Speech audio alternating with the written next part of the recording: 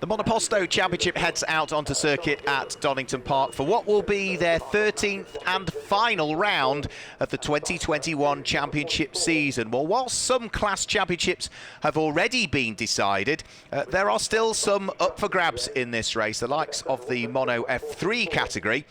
Lee Fern leads the standings, but is only, 9 points ahead of Neil Harrison. And whereas Neil Harrison will line up towards the sharp end of the grid, Lee Fern will find himself much further down with work to do. We've also got still up for grabs, mathematically, the Mono 2000 class, which is Bryn Tootle leading that by Terry Clark. But that could come down to dropped scores in reality that we need to look towards in that one. And we should also potentially see Jared Wood head towards the championship in the Mono 2000 Classic element. We saw earlier on today Mono 1400 secured by the car that in this race will start from pole position, which is Jason Timms. So this is the last round of the championship, multi-class championship. So Mono F3 caters for commercially built chassis designed by the manufacturer for Formula 3 in reality, 2007 season or earlier, or those that were part of Formula Renault, running to the 2008 or 2006 regulations. Mono 2000s is for alloy or steel chassis 2001 or earlier, or 1999 or earlier if it's a Formula Renault, or if they are carbon fibre and Formula 3 cars, it's 96 or earlier. Mono Classic 2000 is for aluminium or steel cars, 93 or earlier, plus Vauxhall Lotus cars sit in that category, or if it's a carbon fibre chassis, it's got to be 92 or earlier. Mono 1800, it's got to be a 2017 or earlier chassis, or a Formula Ford that would have raced in the championship in the UK, for instance, that we had between 2006 and 2012. Then we see Mono 1600, is for 1600cc engined cars, 2007 season or earlier they would have been built for. That, though, for this year does encompass Scarab Mark V cars, so those are the things used in the likes of Formula V or European Formula V, but they have to use the Type 1 Volkswagen front axle and 1300cc engine. Mono 1000 is for motorcycle engine cars, and Mono 1400 also for motorcycle engine cars, but of a larger capacity. Let's guide you through the grid then, the way they line up for the final race of the season. Jeremy Timms starts from pole position, and it's Chris Woodhouse in the Dallara that sits alongside. Row 2 of the grid is Carl O'Brien and Dan Gore. The third row of the grid sees Chris Davidson line up on the third row of the grid alongside Anthony Gauntlet, and row 4 is James Lederman and Adrian Wright. The fifth row of the grid, Neil Harrison lines up on row number 5 with Mike Hatton for company, and row 6 is going to be Chris Baldwin, who has got Simon Tate sitting alongside him. Row 7 of the grid, in 13th position, it's Bruno Costa, and 14th is Nigel Davis, with 15th being Bryn Tootle, and alongside is James Tanser. Row 9 of the grid sees Miles Castledini line up alongside James Rimmer, with row 10 being Terry Clark and Martin Wright. The 11th row of the grid is Victor Neumann, who's been a frustrated spectator. He's been a reserve in the previous races. He's got Phil Davis for company. And the next row of the grid in 23rd and 24th, it's Russ Giles and Jared Wood. The 13th row of the grid in 25th position, it's Darren Richards with Will McAteer sitting to his side, and row 14 sees Morgan McCourt line up alongside Chris Levy. The 15th row of the grid is Lee Fern and Juan Moreno, with row 16 being Tom Wheatley and Peter Whitmore, and the final two rows of the grid see Rodney Toft and Jeff Fern alongside Sam Dodd and David Jones line up towards the tail end of the field, and that gives you the full 36-car grid that we are allowed to start here at Donington Park on the Grand Prix circuit. We've seen wins so far this weekend for Dan Gore, who is going to start in 4th position on the grid, and a win earlier on today for which there was a slightly amended result issued, which saw penalties for some drivers issued. The race win, though, still went the way of Chris Davidson at the wheel of the car that will start on the third row of the grid, the inside of the third row of the grid. So starting from pole position is Jason Timms. I think mathematically he put the Mono 1400 championship out of reach earlier on today. He'd been fighting away for that with Martin Wright. Now those two who were both in with a shout of it coming into this weekend. Jason Timms starts from pole, Martin Wright starts way down in 20th position on the grid at the wheel of the number 8 car. So it's the same really in Mono F3, which is still up for grabs between the number 10 car of Neil Harrison, who starts 9th on the grid, and the car of Lee Fern, who starts 29th on the grid at the wheel of the number 33 car. Now, Lee should make some progress in this race, one would have thought. The number 33 car, it's largely red with some white flashes to it. You can see it down towards the tail end of the field. In fact, is he there, Lee Fern? No, yes, he is. I can just see him, just see the car there. So Lee Fern is there on the grid. He'll just be heading in towards shot very, very shortly at the wheel of the number 33 car. There he goes there. You just see the Dayglow flashes to the front of the 33 car. So he is there on the grid, but I think he is, of all of those that is on the grid, probably the most out of position relative to the pace that he's got. David Jones in the Van Diemen RF83 will start from the tail end of the field. There are yellow and red waved flags on the approach, striped flags on the approach towards what is the Melbourne hairpin, suggesting that there was some oil put down there in one of the support races here. But we have got the final formation lap of the championship season underway. They do have the Monoposto Club, the Tidyman Trophy, which takes place over the course of the winter, but that is a separate championship. This is the last round of their championship proper as such, and who is going to come out on top with the final race win over the course of the final 15-minute lap that we will see. Red lights are on the Grand Prix. Jason Timms and Chris Woodhouse line up on the front row of the grid, and as the lights go out, it is a good start from Jason Timms from pole position, but Dan Gore from the second row of the grid at the wheel of the lighter Jedi has got a rocket of a start, and he works his way up into second and might try and sweep for the lead of the race around the outside as they head towards Redgate Corner. He's not quite going to make it stick, I don't think, but the Jedi, yeah, from fourth up to second by the time they head onto the top of Hollywood. But it's Jason Timms that leads the race, Dan Gore in second place, Carl O'Brien is there in third place in the Lee Stone, and dropping down through the order was the man from the outside of the front row of the grid, which is Chris Woodhouse, I'm afraid to say, who didn't get the best of starts and is now outside of the top four places, having started second on the grid by the look of things. So out of McLean's corner and up towards Coppice for the first time. Dan Gore, I thought he was going to look for the lead of the race, and he does up the inside at Coppice Corner. Through goes Dan Gore from fourth on the grid. The Jedi leads the way. The motorcycle engine Delara of Jason Timms is in second place. The Lee Stone of Carl O'Brien is in third place, but under attack from Chris Davidson, who's come from fifth on the grid and is now up into third position at the wheel of his Delara. So they work their way through the corner. Problems, I'm afraid, off is Peter Whitmore, and the other car that's in the gravel trap there is the black and the Dayglow car of Jeff Fern, and both of those were in the gravel up at Coppice Corner. So they will have to be scooped out of harm's way, which may well require the intervention of a safety car. Now Chris Davidson is up into second place ahead of Carl O'Brien. Oh, and there's further contact there, and that is two cars then with suspension damage in the middle of the circuit, and that's on the exit of what will be the Melbourne hairpin, and further cars have got involved, I'm afraid. Juan Moreno has mounted one car that was already stricken in the middle of the circuit, so it's not just Coppice we need to worry about now. It is the exit of the Melbourne hairpin, where you could see and hear the crunch as the two cars came together.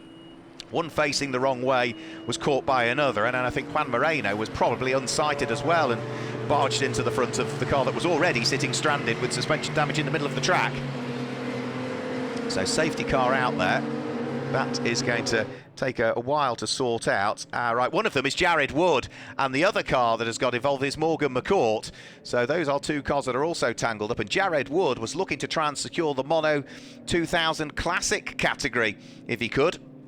I think mathematically he might just about have done that. A non-finish for him means that he is going to drop 0 points, because you drop your 3 worst scores in this championship, so non-scoring in that one, it's strange the way drop scores work, has actually probably helped him, as strange as that sounds, because he will end the season on 119 points now, and even if Will McAteer secures victory in the class, Will not be able to catch that title, not be able to catch it, so he would end up on a maximum of about 114. So that Jared Wood, even with the retirement now, I think gives him the Mono 2000 Classic category. Right, and they're the other cars that are involved, the number 16 car. So there's actually 4 cars that have got involved in that incident on the exit of the Melbourne hairpin.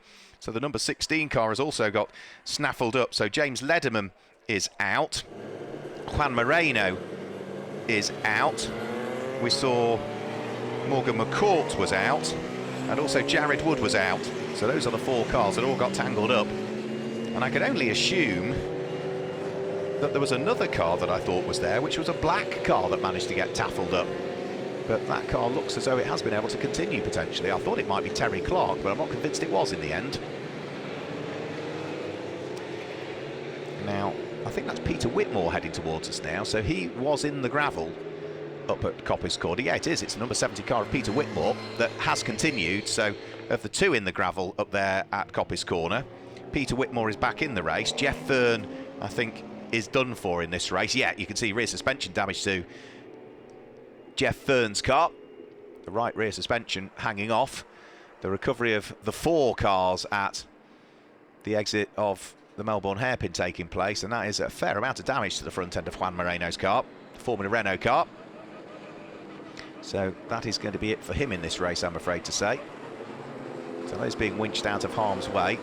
The stricken car of James Lederman still slap bang in the middle of the circuit, right at the exit point as well, so it's no wonder poor old James was collected by another car, because his car was right at the point you're looking to get back on the power and fire the car out of the corner. And certainly if poor old Juan Moreno was unsighted because of other cars around him, that is probably what caused him to, at the last minute, dive on the brakes, but nothing he could do, and the contact was inevitable. Now this is going to be not a reasonably long safety car period, but only now do we get the first car out of harm's way. We've still got another car slap bang in the middle of the circuit to scoop up, and I think all 4 cars of those that are tangled up there, James Lederman's car, Jared Wood's, Morgan McCourt's and Juan Moreno's, are all going to be just dispatched onto the grass on the right-hand side, which will be the inside as you exit the Melbourne hairpin, and as long as they're all up against the barriers, they should be relatively out of harm's way.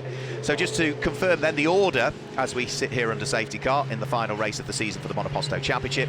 Number 80, Dan Gore, leads the race under safety car. Second is Jason Timms. Now Dan Gore will be leading Mono 1000. Jason Timms in second place will be the leading Mono 1400 car. Third place will be the leading Mono F3 car, which will be number 31 car of Chris Davidson. Fourth place is going to be Carl O'Brien. Fifth is number 20, which is Anthony Gauntlet. Sixth is number 10, Mark Harrison. Seventh is for Chris Woodhouse, as James Ledman's car is very quickly moved out of the way. Eighth place is number 15, Simon Tate. Ninth place is 17, which is the car of Bruno Costa. And completing the top 10 at the moment is car number 71, which is Adrian Wright, that completes the top 10. So that's the order of the top 10. The class leaders that we've got that are outside of the top 10. Number 26, Bryn Tootle, leads Mono 2000 as things currently stand, and he is the current championship leader in Mono 2000, so is, I think, mathematically pretty much out of reach. He's got a drop score to consider, but he's dropping smaller scores than Terry Clark, his main championship rival, would be doing. So I think Bryn Tootle is now, subject to official confirmation, the Mono 2000 champion for this year. And the other class leaders that we need to worry about are Mono 1800 is number 12, which is Phil Davis, and Mono Classic is number 23, which is Will McAteer.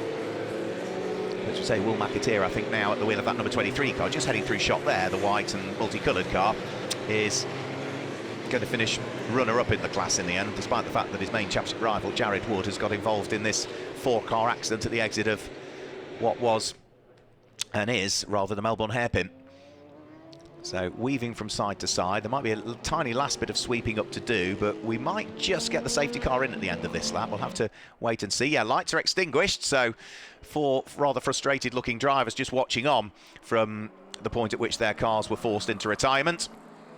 And as for Dan Gore, well, it's up to him to decide as to when he wants to get the race back underway, and he'll be looking, of course, for his second win of the weekend, and potentially, if he can finish on the podium in this race, it would be podiums in all 3 races, because he won the first race of the weekend, he finished 3rd in the second race of the weekend, and both of those have been class wins in the Mono 1000 class for the number 80 car, in the hands of the man who is already crowned, even before this weekend, the Mono 1000 champion for this year. So, out of Goddard, 7 minutes to go.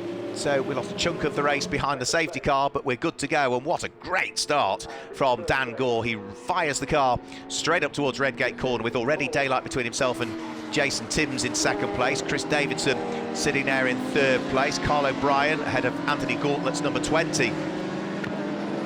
Jedi that sits there in 5th position, and Mark Harrison in the all-red Dallara completes the top 6 at the moment, but is a little bit of drift actually in 6th position. Only now does he head down through the bottom section of the Craner Curves, whilst already there are cars starting to disappear up the road ahead of him.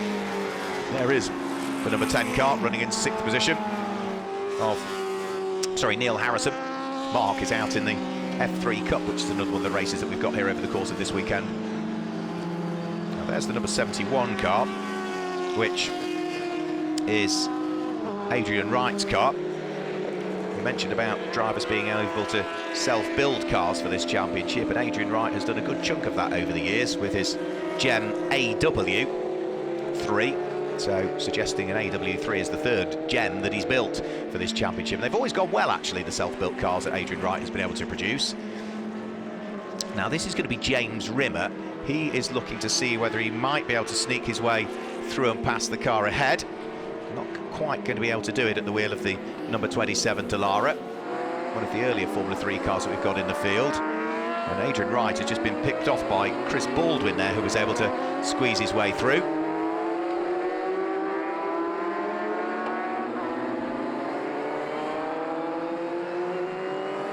See all the way down through the order, there's great fights going on, most of them inter-class fights, so Formula 3 cars fighting with Formula Classics or the Mono Classic cars. Will McAteer running side by side. I think that's Tom Wheatley is looking to try and squeeze his way through, but the Tom Wheatley car will stay ahead of Will McAteer as they thread their way through Goddard's corner. Over the start-finish line will now come. Now I mentioned about Lee Fern, he's in this pack here, he's the red car with the Dayglow flashes to the front of it, just heading through shot. I thought he might make some progress. Well, he's up 7 places on that last lap, 21st position. He started 29th, so beginning to make a little bit of progress and could be one to watch as the race wears on, but there's only 4.5 minutes remaining, I'm afraid. The safety car has somewhat interrupted his ability to thread his way through the order. James Rimmer is running second in Mono 2000 currently, the number 27 car, 18th overall. So it is one of the earlier Dallaras we've got in the field, harking back to 1992, and he's right behind the number 8 car of Martin Wright. So Martin Wright starting to feel the pressure a little bit as James Rimmer sits in the slipstream this time as they head in towards the braking area for the S's. He's far enough ahead, Martin Wright, so as to not overly worry as they turn their way left and right. Martin at the wheel of a Dallara with motorcycle engine in the back.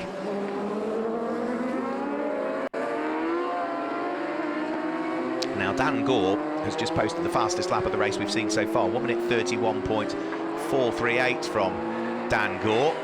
Purple in every single sector, so perfect lap as far as he is concerned. 1 minute 31.4, and that is not quite as quick as the 1 minute 29 he was in yesterday. 1 minute 29.6 he posted yesterday, so he's still about 1 second shy of the fastest lap that we've seen all weekend from the Monoposto cars. They were slower in the earlier race today because the track conditions didn't allow it, but Dan Gore, who was already assured of the championship even before this weekend, is starting to run away and hide again a little bit now. 7 seconds is the advantage between himself and Jeremy Timms. 1000cc car, Mono 1000 car, beating Mono 1400, and that, I'm afraid, is Miles Castaldini, who has retired in exactly the same place, I think, as he retired in the race earlier on today. And that's an enormous shame for Miles Castaldini, because he was lying second in the Mono 1000 category coming into this weekend. But for Miles Castaldini, at the wheel of that number 78 car, that is his second retirement of the day, I'm afraid. So he is out of the race and out of championship contention, and might actually get overhauled by Anthony Gauntlet in terms of the point scoring. So could well be that Anthony finishes second in the Mono 1000 category in the championship for this season. And there's a relative gap first to second. Jason Timms has got Chris Davidson not too far behind, then the black car with the orange stripe down the centre in the hands of Anthony Gauntlet. Chris Davidson, the race winner from earlier on today. Dan Gore further raising the bar in terms of the fastest lap of the race, 1 minute 31.238. There is an additional championship point for the fastest lap in each of the classes. But down through the old hairpin with 1 minute and 3/4 to go is Chris Davidson in third place, with, I think now, Jason Timms just starting to disappear up the road a little bit. But for Chris Davidson, he will certainly know that he has had the pace this weekend. It'd be great to see him in for the full championship season, Chris. We didn't see him at Castle Combe. He's had a few problems along the way as well, with a double retirement here at Donington Park earlier on in the season, and problems at Alton Park for round 7 of the championship. But arguably one of the quicker drivers in the field. Now this is Lee Fern. This is the car I said would make progress. He's only up to 19th at the moment. He's looking to try and thread his way past the car of Russ Giles. So Dallara F398 loses out to Dallara F301. Amazing how the design of the Dallara came on in 3 years, really, in Formula 3. If you look at James Rimmer's car, there's only 3 years between them, but just the aero on the car looks far more developed, doesn't it, than the car of Russ Giles that he's been able to squeeze his way through and past. So that's another place picked up for Lee Fern, puts him up to 7th in Mono F3, and that will put him up to 18th position overall in the race from what was 29th on the grid.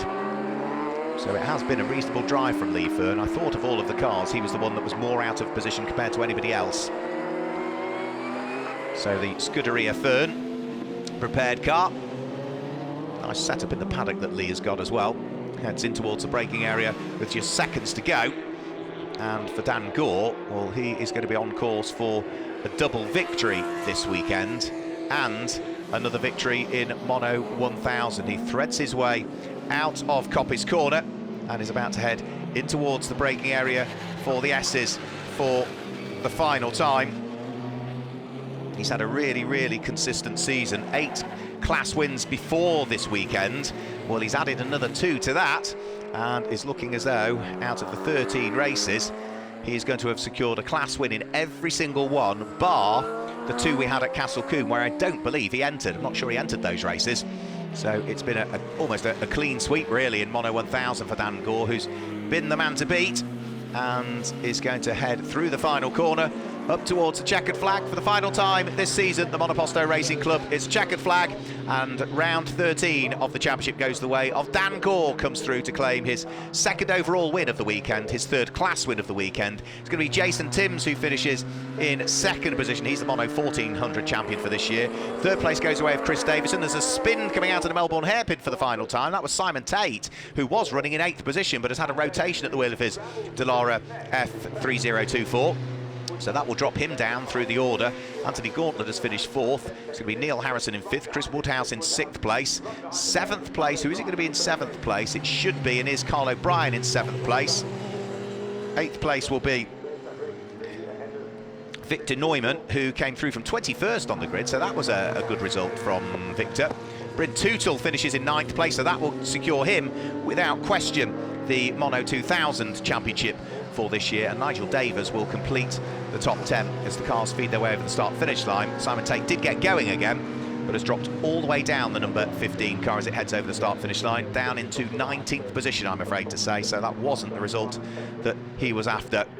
So the cars making their way around the circuit on their slowing down lap. The last few cars about to head over the start-finish line, including car number 23, Will McAteer, who punches the air with delight. And the reason that Will McAteer is doing that is because he has just won the class. But I think if you take the drop scores into account, let's have a quick look. I think Jared Wood would still pick up the Mono Classic Championship. You drop your 3 worst scores. Well, Jared Wood will be dropping 3 non-scores now.